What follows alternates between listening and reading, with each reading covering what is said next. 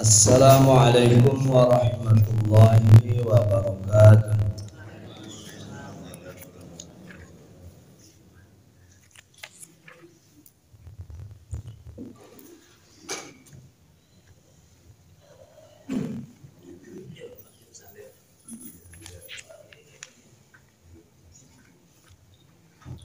A'udzu billahi minasy syaithanir rajim. Innal ladzina yakhshawna rabbahum bil ghaibi lahum maghfiratun wa ajrun kabir. Sesungguhnya orang-orang yang takut kepada Rabb-nya yang tidak tampak, artinya yang gaib.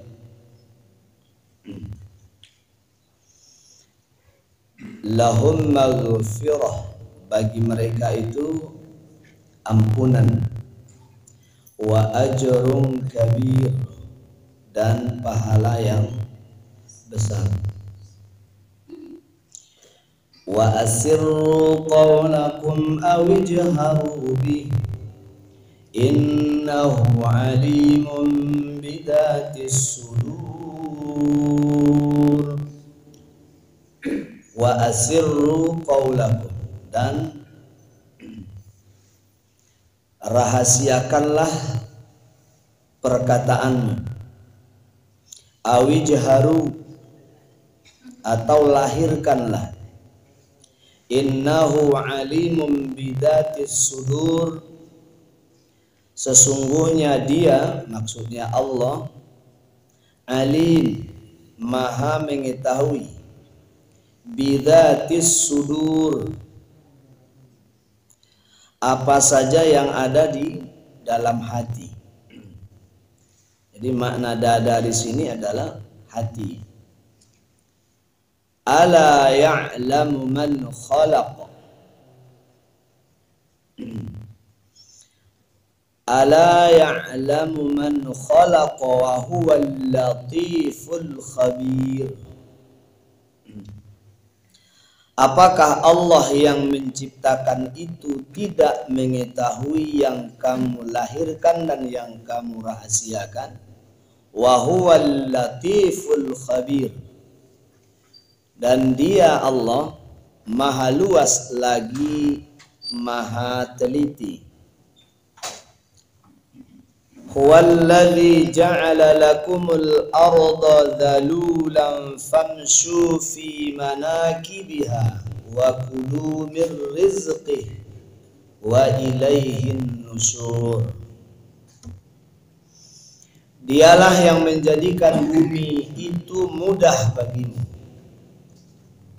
maka berjalanlah di segala penjurunya dan makanlah sebahagian dari rezekinya. Wa kulu mir rizqih wa ilaihin nusyur, dan hanya kepadanya lah kamu semua akan dikembalikan.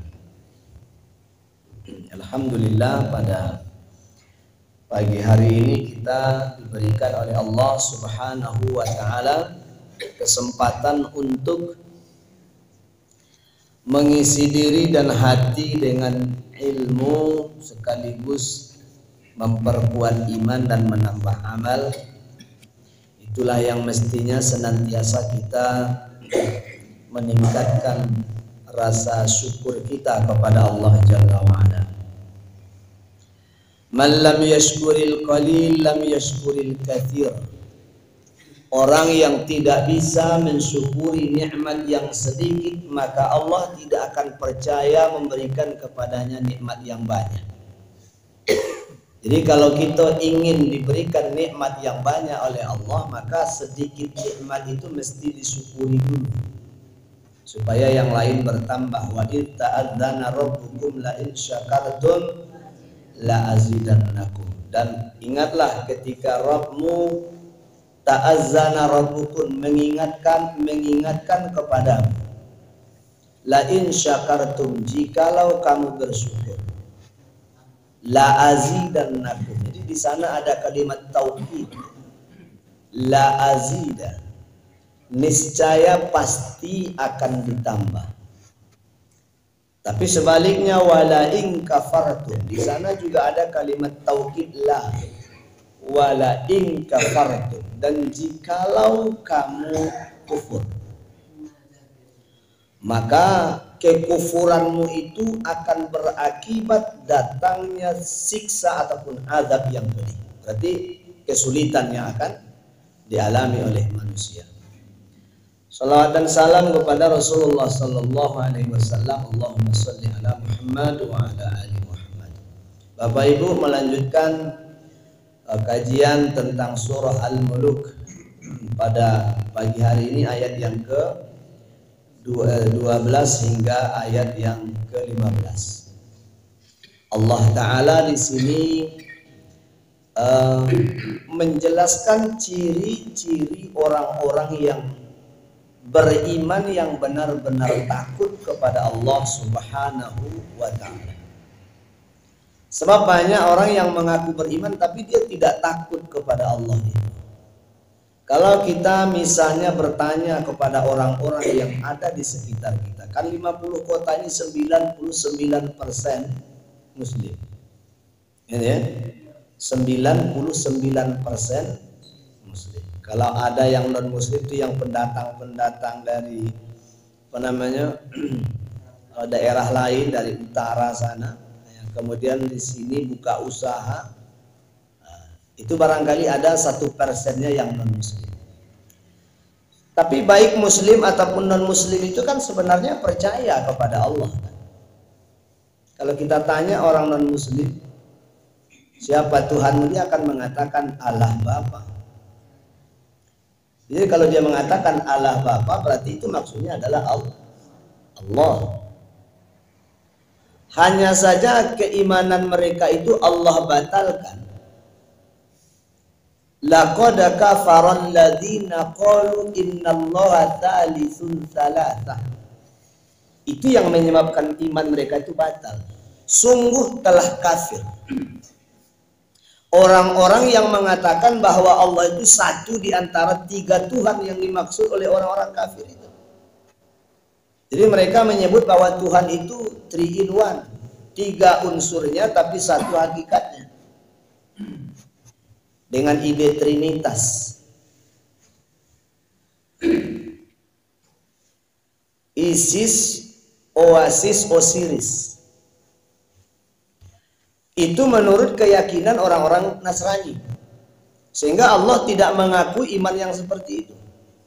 Kenapa? Karena Allah mengatakan Allahu ahad, Allahus samad. Jadi kalau mau mengaku beriman kepadaku, kata Allah, mesti meyakini Allahu ahad. Wala in sa'altahum man khalaqas samawati wal ard la yaqulunna Allah. Jika kamu bertanya kepada mereka orang-orang kafir itu, siapa yang menciptakan langit dan bumi, mereka akan jawab Allah. Tapi mereka tidak mengimani Allah itu sebagaimana yang Allah perintahkan. Jadi kalau ditanya masing-masing orang, ya, apakah percaya kepada Allah? Pasti jawabnya percaya. Mana ada orang apalagi dia mengaku Islam yang tidak percaya kalau Allah itu ada. Percaya, yakin dia kalau Allah. Cuma tidak ada rasa takut kepada Allah. Nah, ini orang-orang yang bermasalah keimanannya sehingga berani melakukan dosa. Kan orang yang melakukan dosa itu kan karena tidak ada rasa takut kepada Allah. Dia percaya ilahnya itu Allah, tapi dia tidak takut kepada Allah itu. Nah, dalam ayat ini Allah Subhanahu wa Ta'ala mengingatkan kepada kita, innal ladzina yakhshawna rabbahum bil ghaib lahum maghfiratun wa ajrun kabir. Orang-orang yang yakhshawna rabbahum, takut kepada Rabbnya, kepada penciptanya. Jadi orang-orang yang takut kepada Allah, Orang-orang yang takut dengan ancaman-ancaman Allah yang tidak tampak oleh mereka, bil ghaib. Kita percaya kepada Allah, kan kita tidak bisa lihat Allah seperti apa. Tapi memang tugas orang yang beriman itu bukanlah bagaimana mereka memikirkan tentang zat Allah itu. Hanya saja yang diperintahkan kepada kita memikirkan tentang ciptaan Allah. Sebab dengan memikirkan tentang ciptaan Allah, rasa takut akan datang, rasa kagum akan hadir, dan insya Allah tunduk. Dan berkata, Rabbana ma khalaqta hadza batila subhanaka faqina adzabannar. Akan keluar dari mulut mereka pengakuan mereka bahwa tidak ada yang Allah ciptakan yang sia-sia. Subhanaka, maha suci engkau ya Allah. Itu lahirnya dari hasil berfikir. Inna fi khalqis samawati wal ardi wa ikhtilafil laili wan nahar la ayatin liulil albab alladzina yadhkuruna Allaha qiyaman wa qu'udan wa ala junubihim wa yatafakkaruna fi khalqis samawati wal ardi Rabbana ma khalaqta hadza batila subhanaka faqina adzabannar. 191 192 surah Ali Imran. Jadi Allah katakan, orang yang akan mengaku bahwa yang diciptakan Allah ini tidak ada yang sia-sia, artinya semua serba manfaat. Apakah yang Allah jadikan itu orang miskin? Itu ada manfaat. Supaya orang-orang kaya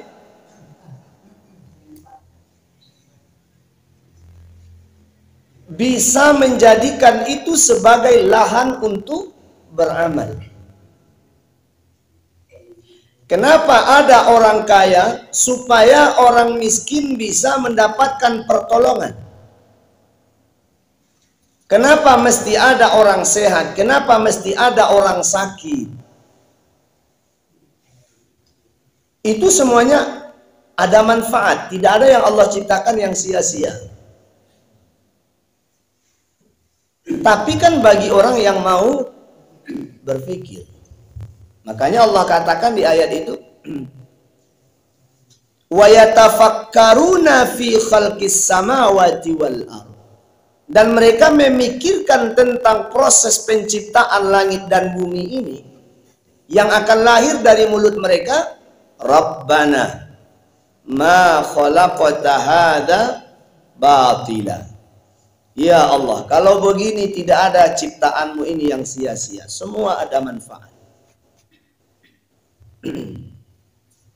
Jadi kata Allah dalam ayat ini, innal ladzina yakhshawna rabbahum, orang-orang yang takut kepada Allah, yang tidak nampak oleh mata kepala, sehingga lahirlah pribadi-pribadi yang merasa diawasi.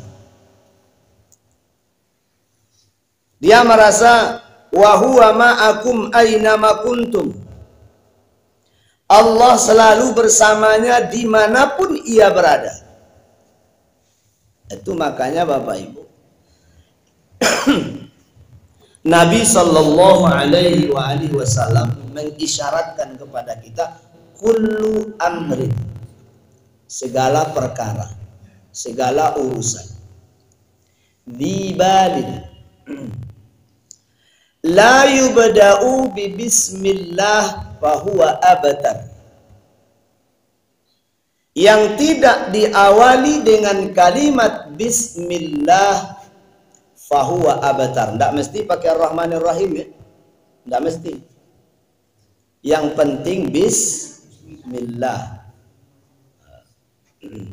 Coba lihat dalam doa-doa itu, kalau pakai bismillah itu doa apa saja yang diawali oleh kalimat bismillah itu selalu tidak diujungi dengan ar-Rahman ar-Rahim. Contoh, mau keluar rumah, bismillahirrahmanirrahim, tawakkaltu 'ala Allah kah? Tidak. Apa ya? Bismillahi tawakkaltu 'ala Allah. mau tidur. Bismika Allahumma, tidak ada pakai Ar-Rahmanir-Rahim. Mau berjalan, mau naik kendaraan, Bismillahi majreha. Ketika mau menyembelih hewan, Bismillahi Allahu Akbar. Tidak ada yang pakai Ar-Rahmanir-Rahim.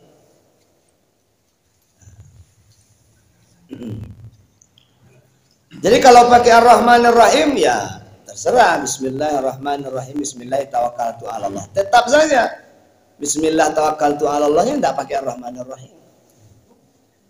Jadi kata Nabi yang penting Bismillahnya.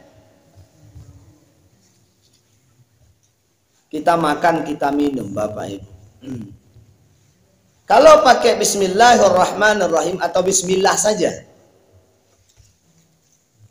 Bismillah saja sudah cukup, sudah memadai ketika kita mengucapkan kalimat minum Bismillah, makan Bismillah. Maka itu nikmat yang Allah telah berikan kepada kita untuk dimakan itu disertai dengan barokahnya Allah.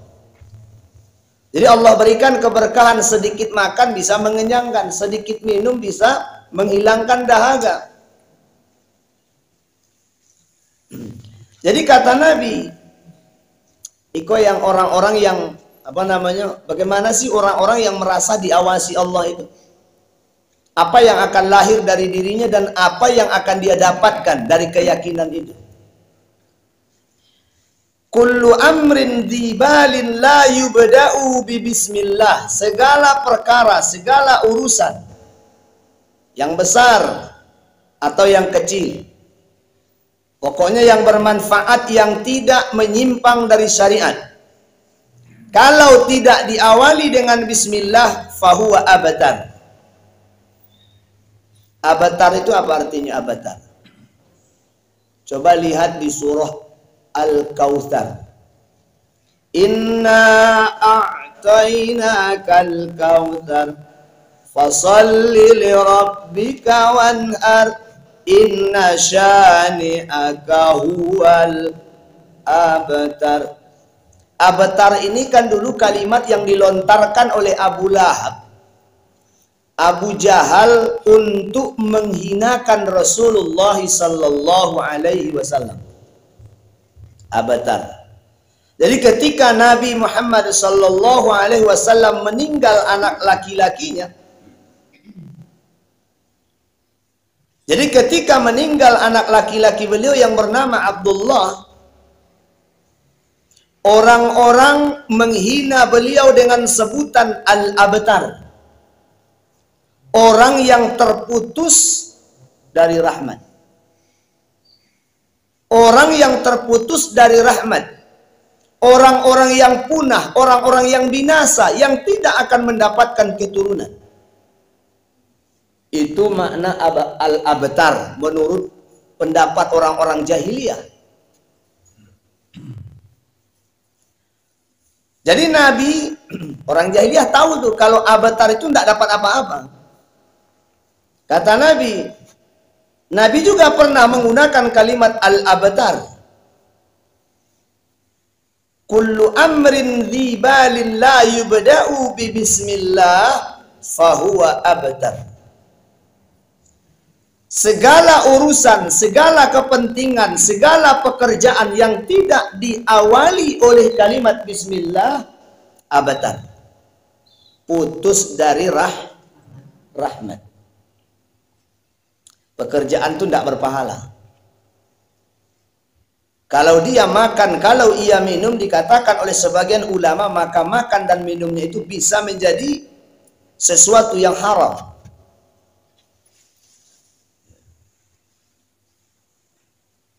Gini, kita masuk ke wilayah atau datang ke tempat seseorang.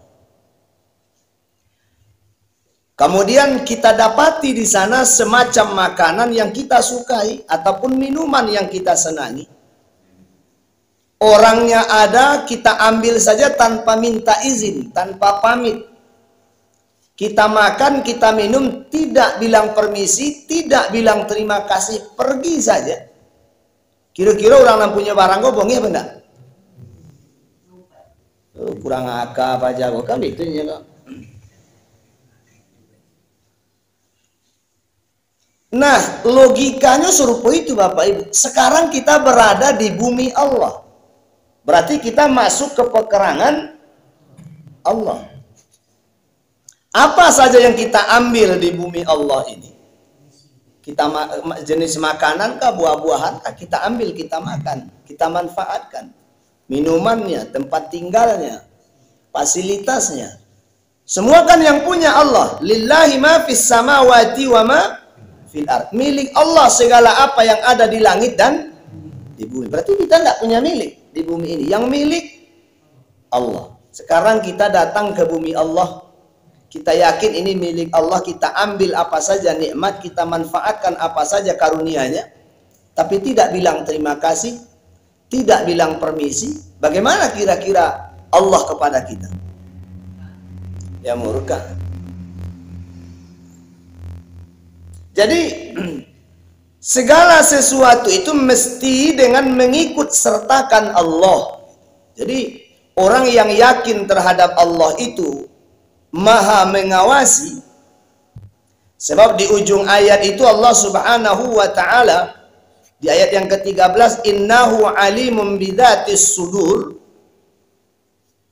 wa asirru qawlakum aw ijharu bih innahu alimun bidzatis sudur. Dan rahasiakanlah perkataanmu atau lahirkanlah, maksudnya nyaringkanlah atau sembunyikanlah, sesungguhnya Dia Maha mengetahui bahkan apa yang tersimpan di dalam hati.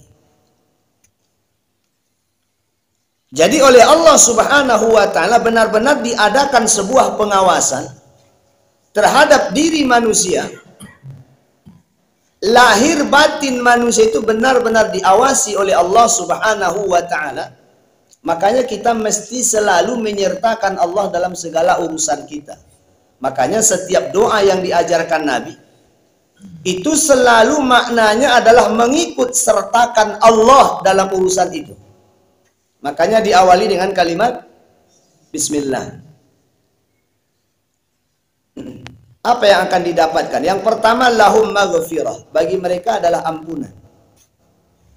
Jadi orang yang mengikut sertakan Allah dalam urusannya karena keyakinannya kepada Allah itu akan mendapatkan pahala. Ampunan dari Allah Subhanahu wa taala, diampuni dosa-dosanya. Orang sambil jalan, orang mau jalan pakai bismillah. Kenapa selama ini dalam perjalanan itu kita sering kali menghadapi kesulitan? Karena ketika jalan itu kita tidak mengikut sertakan Allah. Kenapa urusan kita selama ini banyak yang rumit? Susah untuk dikendalikan. Rumit untuk diselesaikan karena kita tidak mengikut sertakan Allah. Jadi makna Bismillahirrahmanirrahim atau makna Bismillah itu saja adalah dengan menyebut nama Allah itu artinya mengikut sertakan Allah, menghadirkan Allah dalam urusan itu.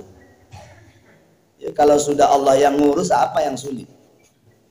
Ya, kalau Allah yang ngurus. Tapi kalau masih akal kita yang mau menyelesaikan, kalau masih tenaga kita yang hendak menyelesaikan, itu ya lotih wadinya. Akal manusia punya keterbatasan, tenaga manusia juga ada batasnya. Sekuat apapun seseorang, kalau dia bekerja dengan tenaganya semata-mata, dia akan menderita. Dia akan kewalahan, dia akan keletihan. Tapi kalau dia bekerja dengan Allah, kalau dia bermasalah, dia selesaikan masalah ini dengan akalnya, dengan ide-idenya. Walaupun seluruh penduduk bumi ini menolongnya, tapi kalau Allah tidak diikut sertakan, rumit jadinya. Tapi coba ikut sertakan Allah. Apa yang sulit bagi Allah? Ada enggak yang sulit bagi Allah Ta'ala? Semua yang ada di langit, Semua yang ada di bumi Allah punya. Idza arada syai' ayyakula lahu kun fayakun. Apabila Allah menghendaki sesuatu, maka bagi Allah cukup mengatakan kun. Tidak ada yang sulit. Tu'izzu man tasha' wa tudhillu man tasha'. Allah kalau mau menghinakan, hina. Allah kalau mau memuliakan, ya mulia. Jadi seandainya seluruh penduduk bumi ini ingin menghina kita, kalau Allah tidak mau menghinakan, tidak bisa hina. Kalaupun seluruh penduduk bumi ini mau memuliakan, mau mengangkat harkat dan martabat kita, Allah tidak berkenan orang itu mulia, tidak jadi-jadi. Jadi itulah makna mengikut sertakan Allah dalam segala urusan. Bapak Ibu, rasakanlah betapa indahnya hidup kalau dalam hidup ini Allah kita ikut sertakan. Hidup jadi mudah kalau Allah diikut sertakan. Sebab apa Bapak Ibu? Sebab Allah tidak akan berikan sesuatu atau tidak akan terjadi sesuatu di bumi maupun di langit karena ini milik Allah illa biiznillah, kecuali dengan izin Allah dulu. Makanya kalau kita mau jalan, ikut sertakan Allah dalam perjalanan itu. Makanya bismillahi tawakkaltu ala Allah. Cuman selama ini kita itu membaca atau berdoa, itu yang jadi persoalan. Awalnya baca itu Ustaz, ayo membaca saja. Orang yang membaca itu belum tentu berdoa. Orang yang berdoa tidak mesti membaca. Orang yang berdoa tidak mesti membaca Bapak Ibu. Kenapa? Innahu alimun bidzatis sudur. Makanya dalam sujud terakhir itu kan ada ikhtilaf. Sujud terakhir itu kan setiap sujud itu kan dianjurkan berdoa oleh Nabi, dan doa sedekat-dekat hamba kepada Allah ketika hamba itu dalam keadaan sujud, maka fa'aktsiru fid doa. Kata Nabi, banyak-banyaklah di dalam sujud itu berdoa. Dan ini kan kata ulama seluruh sujud kan? Seluruh sujud, tidak hanya fokus di sujud terakhir. Bahkan orang yang mengkhususkan panjang sujud terakhirnya, dan menganggap itu syariat, berarti dia sudah melakukan sebuah bid'ah. Nggak boleh. Jadi jangan dianggap memanjangkan sujud terakhir itu sebuah sunnah. Tidak. Yang sunnah itu adalah berdoa di setiap sujud. Mau sujud kapan saja, berdoalah. Jadi tidak difokuskan di sujud terakhir saja. Jadi karena ini hadis Nabi Shallallahu Alaihi Wasallam sifatnya umum, banyak-banyaklah kamu berdoa kata Nabi. Maka ulama menyimpulkan ini dua persoalan. Yang pertama, doanya itu mesti hanya doa yang ada di dalam doa-doa Nabi. Dan yang kedua, seluruh doa dengan menggunakan bahasa apa saja. Yang pertama hanya doa-doa yang dipergunakan oleh Nabi. Contohnya Nabi itu kalau sujud itu salah satu doanya Rabbirhamhuma kama rabbayani shaghira, atau ya muqallibal qulub tsabbit qalbi ala dinika warzuqni taubatan nasuha. Jadi ketika kita mau nambah lagi dengan doa yang lain, nah bagaimana kata ulama? Kalau itu doa di luar doa yang diajarkan oleh Nabi itu, maka hendaklah dibaca di hati saja. Itu makanya dikatakan bahwa orang yang berdoa tidak mesti membaca. Orang yang membaca belum tentu berdoa. Kenapa bisa orang yang membaca belum tentu berdoa? Dia keluar rumah, bismillah tawakkaltu ala Allah. Bismillah tawakkaltu ala Allah. Dia tidak mengerti apa itu makna bismillah tawakkaltu ala Allah itu. Dia tidak paham apa tujuan bismillah tawakkaltu ala Allah itu. Tapi coba dia benar-benar diam sejenak di pintu rumahnya itu ketika dia hendak melangkah itu sambil bismillah tawakkaltu ala Allah la haula wala quwata illa billah. Lihat makna bismillah yang pertama. Yang kedua tawakkaltu 'ala Allah, dan yang ketiga la haula wala quwata illa billah. Paham nak ini tentang yang tiga ini? Jadi orang yang benar-benar berdoa itu dia memahami betul apa yang dia ucapkan itu, bismillahi, dengan mengikut sertakan engkau ya Allah. Artinya temani aku ya Allah, kawal aku ya Allah, bimbing aku ya Allah. Jadi orang kalau sudah berjalan dengan Allah itu, wah, luar biasa, Pak. Tidak ada yang dapat menghalangi dan merintanginya. Orang berjalan dengan Allah.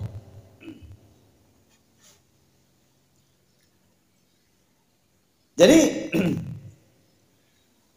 kita punya urusan nih, kita punya urusan kantor.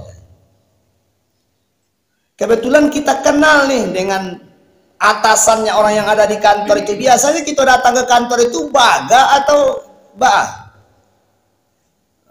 takut-takutan kan. Kita kadang-kadang urusan kantor itu kan banyak yang takut kan, banyak yang takut sebab banyak apa namanya pengalaman. Itu kan berdasarkan pengalaman urusan kantor-kantoran itu bagi rakyat biasa ini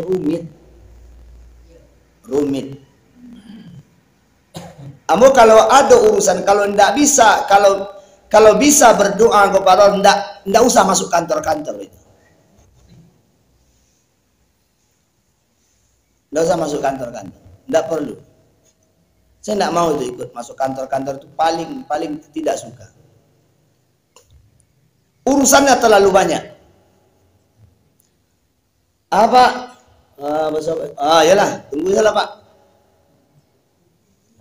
Datang sedang lagi. Ada apa Pak? Jadi dia melihat kedatangan kita itu seolah-olah kita memang bisa jadi mengemis, macam-macam lah. Rondah pun pandangan orang-orang itu kadang-kadang ketika melihat kita datang itu. Apalagi pakaian seadanya saja, pakai sendal jepit, pakai baju kaos oblong atau pakai baju gamis serupawa. Orang jolek saya, orang Arab dari Mabulu itu. Ada pandangan-pandangan sinis semacam itu. Sehingga orang malas masuk kantor kan begitu. Malas urusan sama kantor itu. Kadang-kadang dioper-oper. Ke situ Pak. Nah, sampai situ. Enggak sikur Pak, asisten Pak. Kalau saya sudah pulang aja itu. Kalau sekali saja memberikan situ Pak, datang ke situ asisten Pak, enggak pulang lah itu. Enggak ada urusannya.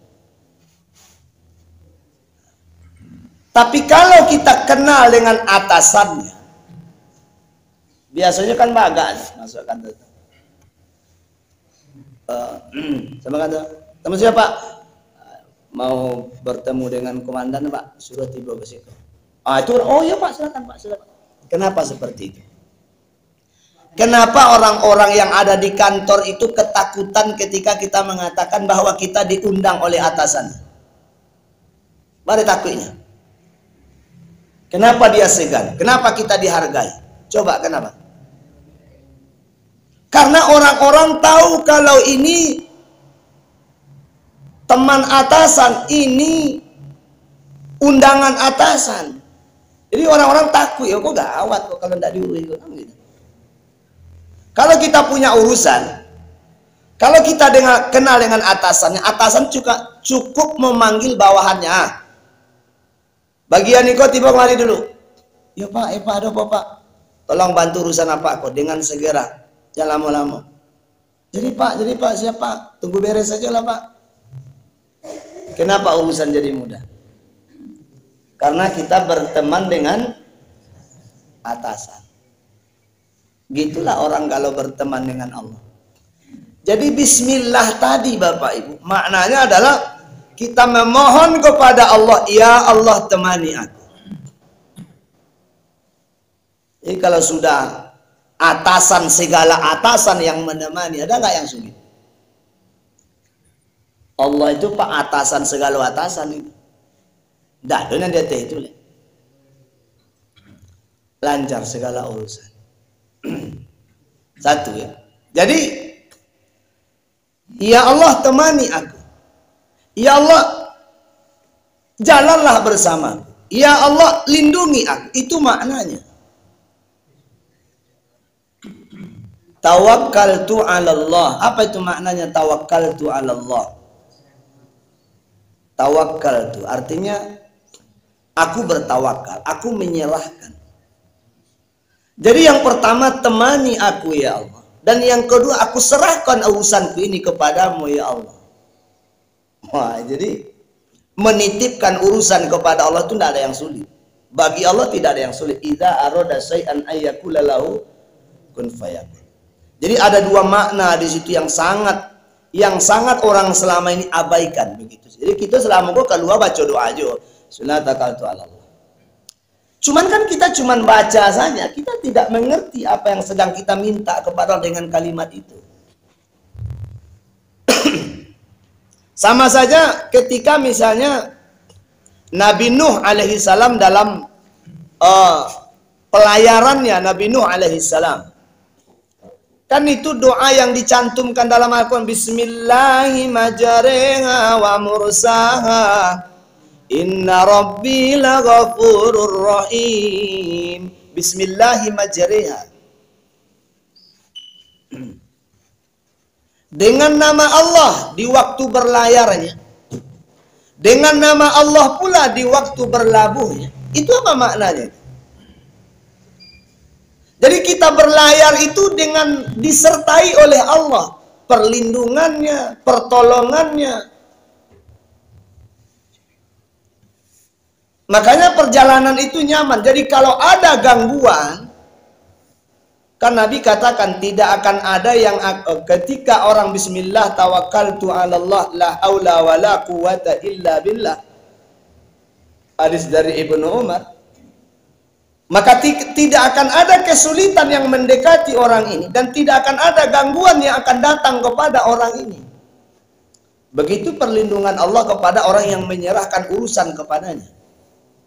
Dan kita serahkan urusan kita kepada Allah. Dan yang ketiga, la haula wala quwata illa billah. Apa artinya? Karena saya tidak punya apa-apa ya Allah, makanya saya serahkan kepada. Tenaga saya tidak punya, biaya saya tidak punya, ilmu saya tidak punya, kuasa saya juga tidak punya, semuanya punyamu ya Allah. Makanya temani aku ya Allah, urusanku ini aku serahkan kepadamu ya Allah, karena aku tidak punya apa-apa. Oh lah nyorang, lah menyerah pasrah. Gitu. Jadi saya diceritakan oleh guru saya begini. Ini sebenarnya sebuah gambaran saja, gambaran. Jadi ini namanya anekdot. Itu kan cerita-cerita kampus kan seperti itu. Ada sebuah gambaran cerita yang sebenarnya cerita ini tidak ada fiksi, tapi menggambarkan sebuah peristiwa bagaimana orang yang menyerahkan urusannya kepada Allah. Itulah orang-orang yang takut kepada Allah itu seperti itu. Ada seorang yang apa namanya raja, dia raja. Raja ini punya pengawal banyak. Tapi salah satu di antara pengawalnya itu ada yang dekat sekali dengan. Ia benar-benar dekat sekali dengan. Dekat sekali dengan.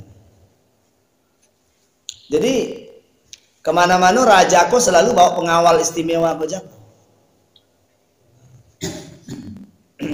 Jadi pengawal istimewa ini adalah diberi julukan dengan husnudzan, orang yang selalu berbaik sangka. Kenapa? Karena dia ketika mendapatkan apa saja yang selalu dia katakan itulah yang terbaik menurut Allah. Apa saja yang datang kepadanya selalu katakan itu yang terbaik menurut Allah. Apa saja, pokoknya dia mau diangkat, dia mau diturunkan, ya pokoknya yakin saja. Nah, ini yang terbaik nih dari Allah. Sudah, ini yang terbaik dari Allah. Tidak ada lagi, ini yang terbaik dari Allah. Sehingga raja ini senang sekali berkawan dengannya. Yo besti dah nomor 2.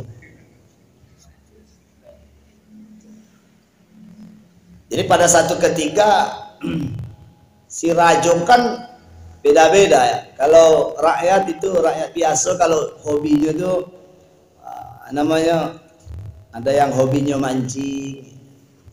Kok rakyat luar biasa gitu. Ada yang hobinya bersepeda. Kalau raja-raja itu hobinya ya tentu sekelas raja-raja pula lah, elit. Jadi raja-raja zaman dulu itu kalau hampir setiap raja-raja itu punya hobi yang hampir sama kelasnya, berburu. Berburu. Memang sejak zaman dulu-dulu itu raja-raja itu suka berburu. Kenapa? Karena di dalam berburu itu dia sedang melatih keahliannya mengendalikan sesuatu, mengendalikan masalah besar, mengendalikan musuh. Itu makanya raja-raja suka berburu. Dia ingin mengasah ketajamannya bagaimana mencapai sasaran yang tepat. Nah, itu makanya raja itu sukanya berburu. Misalnya nampak hewan buruan, dia akan memikirkan bagaimana cara mendapatkan hewan buruan ini dengan cara mudah. Maka raja-raja suka berburu. Jadi satu ketika baiklah berburu. Dalam perburuan itu nampaklah yang diburu itulah seekor hewan yang kebetulan waktu itu mungkin tak sedang patah hati, entah bagaimana lah, singa yang sedang duduk bermenung. Mungkin barangkali kok singa betinonya kok sedang poi. Jadi singo jantan kok cakap mau nuang sana. Ini raja melihat buruan ini langsung semangat. Begitu diarahkan anak panah itu kepada singa yang sedang termenung ini, rupanya begitu anak panah disasar, sasaran ini tidak tepat ketika itu, meleset. Karena meleset, singanya terkejut, apalagi singa sedang patah hati pula, sejadi-jadinya lah bongi angkoyo lah jole orang rumah ada perangai yang tiba pula mengadu-gadu, dikejarlah si raja, diterkam. Ketika dia lompat, raja ini kan biasanya ahli bela dirinya pun ada, dia menghindar, mengelak. Ketika dia menghindar mengelak itu gigitlah satu jari deh singo kocak putih, jari kelingking si raja itu putus. Tapi rajanya selamat karena singanya kemudian akhirnya mati. Nah, ketika si raja ini kesakitan karena jari-jarinya putus satu, si besti itu tadi kan apapun saja yang datang selalu mengucapkan inilah yang terbaik.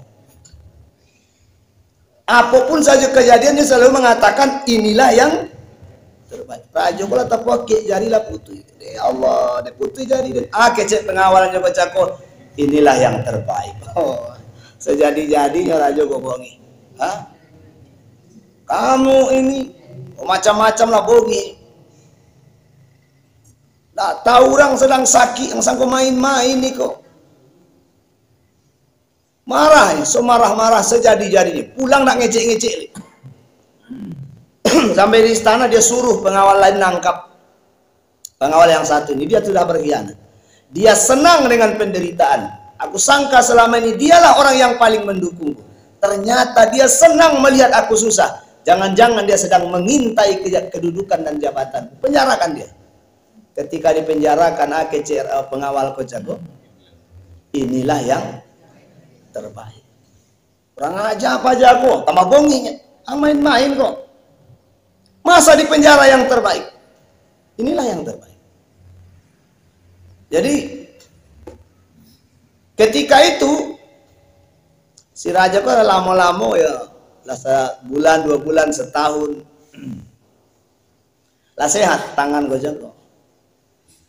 Jadi biasanya ya hobi kau jago ndak mau hilang. Ndak mau hilang hobi kau jago. Poilah berburu beli. Di dalam perburuan itu tersesatlah. Di dalam tersesat kau jago bertemulah dengan orang-orang pedalaman yang tidak pernah kenal sebab dia berburu itu di daerah ataupun di wilayah yang bukan dalam kekuasaannya lagi. Sudah punya apa namanya, sudah melampaui batas. Ditangkap si raja ini, ditangkap kemudian diikat seperti orang akan membuai kambing guling. Terbayang tuh amadanya kambing guling. Dikobe tangan jo kaki di kayu, kemudian diangkat bersama-sama, rencana akan dipanggang. Rencananya akan dipanggang. Begitu sampai di tempat pemanggangan Kocako, rupanya raja hutan Kocakonya tidak pernah akan memakan kecuali orang yang benar-benar sehat luar dalam, atas bawah tidak ada cacat sedikit. Preso dulu Pak. Jangan sembarang panggang saja kalian agenan cacik kaden itu kecil raja Kocako. Preso dulu. Yang namanya raja tentu penampilannya barosi luar dalam. Penampilan dari atas sampai bawah, di kakok-kakok sadanya telingo, hidung, kok. Kalau mak dagingnya kok, itulah kata raja. Tapi begitu memeriksa tangannya, kiranya jari putih cik. Ngamuk-ngamuk raja kok. Kalian nih yo cilaku kalian. Masa orang buntung nak kalian lagi kawak? Hewan buntung apa yang mau kalian panggang? Coba lihat di jarinya. Ompik tinggal lagi sekolah. Urang cile hendak nak masuk ada. Buang, lepaskan dia. Ini bukan tipe makanan selera saya. Disitulah si Raja Kocako mengatakan bahwa rupanya yang dikatakan dek bestinya dulu itu memang betul-betul terjadi. Itulah yang coba kalau jarinya dulu tidak putus. Coba kalau tidak putih jarinya Ji, kan panggang. Jadi begitu dia pulang, dia masuk ke penjara lagi. Kemudian dia menangis menyesali perbuatannya. Memang apa yang kau katakan itu adalah terbaik. Memang itu yang terbaik. Cuman saya heran ke Raja Kocako. Bade angkat ikon masukan kemari mengatakan ini yang terbaik. Kalau dari ini yolah diceritakan. Saya tertangkap. Ketika saya mau dipanggang, kebetulan rajanya tidak suka dengan hewan yang cacik, anggap saya hewan. Untung jari saya putus dulu. Kalau tidak putus, saya sudah dipanggang. Cuman yang saya heran, kenapa kamu mengatakan ketika kamu di penjara, inilah yang terbaik? Iyalah Tuan Raja, inilah memang yang terbaik. Coba kalau kita berdua dulu pergi. Elok saja kita berdua buat tangke. Kita berdua baburu. Tatangkok kita berdua. Karena ada tidak cacik tangan dia. Yang cacik kan tangan Tuhan. Artinya orang cacik di lope. Orang yang tidak cacik dipanggang. Artinya dia nggak jadi konstituen di situ. Makanya saya katakan inilah yang terbaik menurut Allah. Ketika dia di penjara setahun yang lalu, dia mengatakan ini yang terbaik. Tahu enggak ini apa yang akan terjadi setahun berikutnya? Enggak tahu kan? Tapi dia mengatakan inilah yang terbaik. Jadi orang yang selalu merasa bersama dengan Allah itu, orang yang selalu merasa ada keikutsertaan Allah dalam dirinya, dia akan selalu mengatakan apa yang menimpanya ini adalah yang terbaik. Cuman kapan masanya kebaikan itu kita rasakan, wallahu alam. Jangan pikirkan sekarang Bapak Ibu. Kapan kita rasakan manfaat? Mungkin kejadian setahun yang lalu, 2 tahun yang lalu baru kita rasakan manfaatnya hari ini atau mungkin tahun depan. Tapi yakinkanlah semua peristiwa yang Allah timpakan kepada kita pasti ada manfaat. Itulah makna bismillah tawakkaltu 'ala Allah. Jadi berdoa dengan menyebut nama Allah itu, mengikut sertakan Allah dalam kehidupan kita adalah perbuatan yang sangat indah. Jadi jangan membaca saja tapi berdoa. Orang yang berdoa tidak mesti membaca. Orang yang membaca belum tentu berdoa. Sementara bismillah itu adalah anjuran ataupun doa kepada Allah Subhanahu wa taala. Ini wa asirru qaulakum aw ijharu bih. Kamu ucapkan atau tidak? Jelas ya? Coba lihat dalam ayat 13. Wa asirru qaulakum aw ijharu bih. Kamu ucapkan atau tidak, dibaca nyaring atau di hati, Allah tahu. Jadi tidak mesti kita baca bismillahi tawakkaltu 'alallahi la haula wala quwata illa billah. Tidak mesti kita nyaringkan seperti itu. Sebab kita nyaringkan ataupun kita sembunyikan, Allah tahu. Ala ya'lamu man khalaq wa huwal latiful khabir. Allah mengatakan, apakah Allah tidak menciptakan itu? Apakah Allah yang menciptakan itu tidak mengetahui apa yang kamu ucapkan atau apa yang kamu tidak ucapkan? Karena dia Allah itu maha halus. Artinya latif, maha halus pengetahuannya. Khabir, maha teliti. Bahkan di setiap kata-kata, di setiap huruf. Huwallazi ja'ala lakumul arda dzalula. Dialah yang telah menciptakan atau menjadikan bumi itu bagimu mudah. Kan Allah mudahkan nih segala urusannya. Bumi ini Allah mudahkan bagi kita, Bapak Ibu. Bayangkan laut itu. Ketika Allah memudahkan itu, perahu kok bisa selamat di tengah laut, ombaknya yang luar biasa itu. Itu karena Allah mudahkan. Bagaimana besi yang beratnya ratusan ton bisa melayang-melayang di angkasa. Pesawat terbang. Kenapa itu bisa seperti itu? Karena Allah mudahkan. Bayangkan hewan-hewan buas di hutan itu. Kenapa tidak mau main-main ke kampung? Kenapa mesti memilih tempat di hutan? Padahal kalau untuk makanannya lebih banyak di kampung. Kenapa? Karena Allah tidak mau mengganggu ketentraman kita masyarakat, ketentraman kita manusia, dan Allah memudahkan kita terpisah dengan kehidupan hewan-hewan buas itu. Bayangkan kalau di situ hewan buas yang berkeliaran.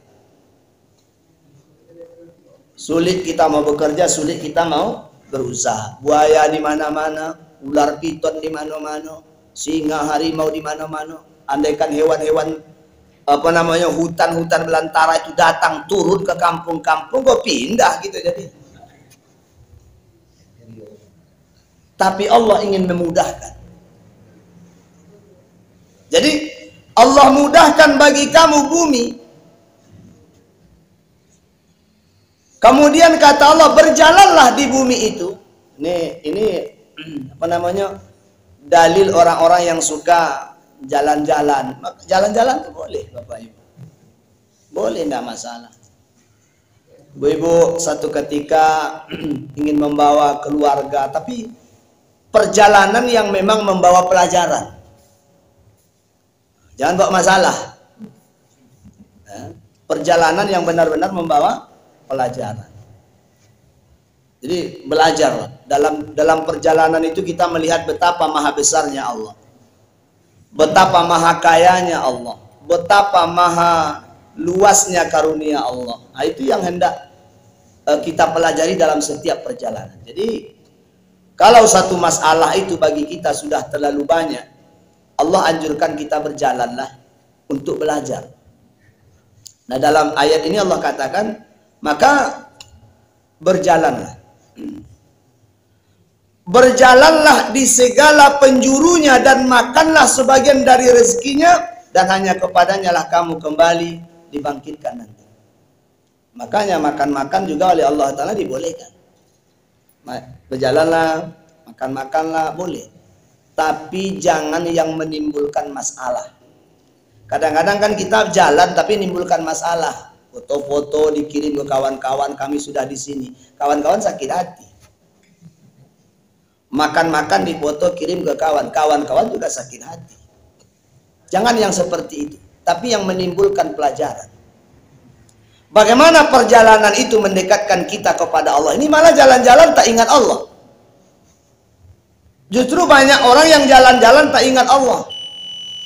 Nah, jadi dalam ayat ini Allah ingin mengatakan kepada kita bahwa Allah jadikan bumi ini tempat kita berpijak, dan memang Allah sudah mudahkan. Berjalanlah di bumi ini untuk belajar mendekatkan diri kepada Allah.